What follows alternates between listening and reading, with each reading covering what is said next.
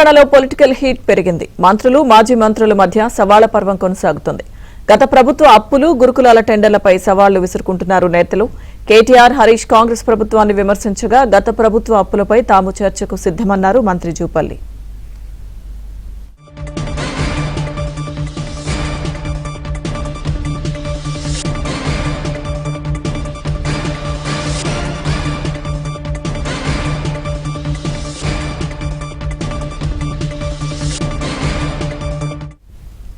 అటు గురుకులాల టెండర్లలో అవినీతి ఆరోపణలు నిరూపిస్తే రాజీనామా చేస్తానని మంత్రి అడ్లూరి లక్ష్మణ్ సవాల్ విసిరారు.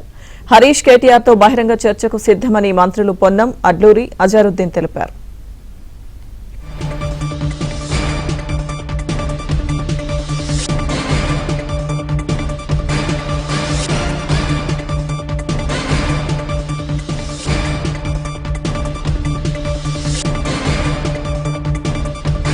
గంటలకైతే సిఎల్పిలో పత్రికా సమావేశం పెట్టడానికి మంత్రులు నిర్ణయించుకున్నారు.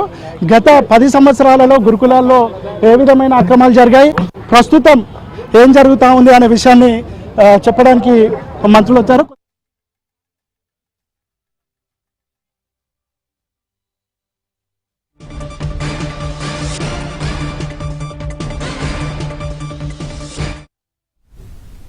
ఇప్పటికే తెలంగాణ భవన్ కు కేటీఆర్, హరీష్ రావు వెళ్లారు. అటు గన్ పార్క్ కు మంత్రులు అడ్లూరి, పొన్నం, అజారుద్దీన్ వెళ్లారు. మాజీ మంత్రులు చర్చకు రెడీ అంటే సోమాజిగూడ ప్రెస్ క్లబ్ కు వస్తామని మంత్రులు తెలిపారు. వాళ్ళ యొక్క ఆధ్వర్యంలో పట్టిన పని జరిగింది. వాళ్ళే 2023 తర్వాతనే ఈ రాష్ట్ర ప్రజాపాలన వచ్చింది. మరి వాళ్ళ అధికారులు ఉన్నారు వెల్ఫేర్ డిపార్ట్మెంట్లో, అన్ని వెల్ఫేర్ డిపార్ట్మెంట్లు వాళ్ళే అధికారులు ఉన్నారు.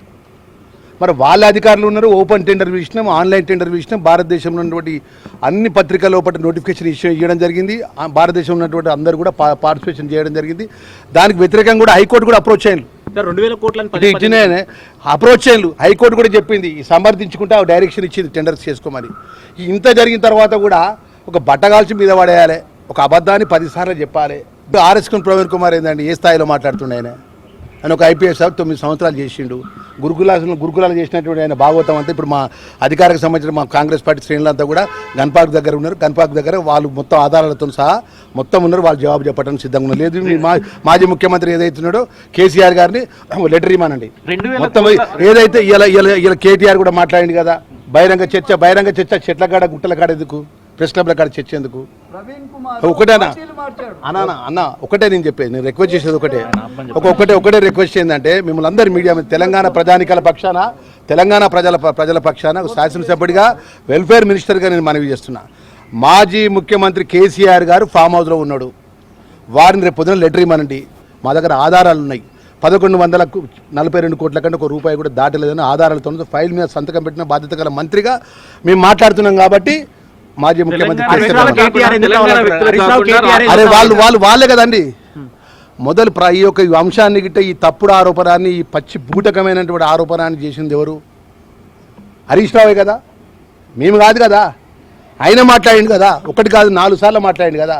ఆయన కింద భజన పర్లతో ఎందుకు మాట్లాడిస్తాడు? తెలంగాణ వ్యక్తులకు కాకుండా ఆయన ఒకటండి 2 టెండర్ ప్రక్రియ ఒక ఆఫీసర్ కమిటీ చేసిందండి.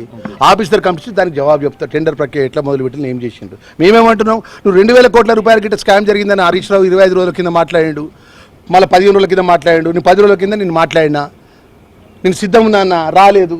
కింద ఉన్న ఆయన భజన పర్లతో ఏది పడితే అదే మాట్లాడిస్తే మా వాళ్ళు జవాబు చెప్తారు. ఆర్ఎస్ ప్రవీణ్ కుమార్ అరే మేము ఏమంటున్నాం, మాజీ ముఖ్యమంత్రి కేసీఆర్ అన్నాడు కదా, రేపు పొద్దున మనకు అసెంబ్లీలో చర్చకు పెట్టడానికి నోటీస్ ఇవ్వమనండి. అరే 100% అండి కట్టుబడి ఉంటాం. అరే నేనేమంటున్నా ఒకటే మాట, మాజీ ముఖ్యమంత్రి కేసీఆర్ రమ్మనండి రేపు నోటీస్ ఇవ్వమని. వాళ్ళు ప్రతి సభలో ఎందుకు విసురుకోవాల్సి వస్తుంది? తెలియదు వారు ఎందుకు మరి ఒట్టే బట్టగాల్చి మీద వారేసి అసలు మొత్తం వాస్తవం అమౌంట్ అంత కాకపోతే అంత కరప్షన్ అయిందనేటప్పుడు అందుకు సంబంధించి మాట్లాడదాం. గతంలో అంటే ఎవరైనా ప్రతిపక్షంలో ఉన్నటువంటి వాళ్ళు సవాళ్ళు విసురుతారు, మీరేమో అధికార పక్షం వాళ్ళే బయటకు వచ్చి మేము రెడీగా ఉన్నామంటున్నారు. దేనికి సంకేతం ఇది? దేని మేము తప్పు చేయలేదని చెప్పడం కొరకు. గతంలో కేటీఆర్ ను అనేక సార్లు పిలిచారు, రాలేదు. కానీ మీరు ఒక మంత్రి హోదాలో చర్చకు సవాల్ విసిరడాన్ని, చర్చకు సిద్ధమయ్యేదాన్ని మేము విసిరేది, వాళ్ళు విసిరేది మేము రెడీ అంటున్నాం.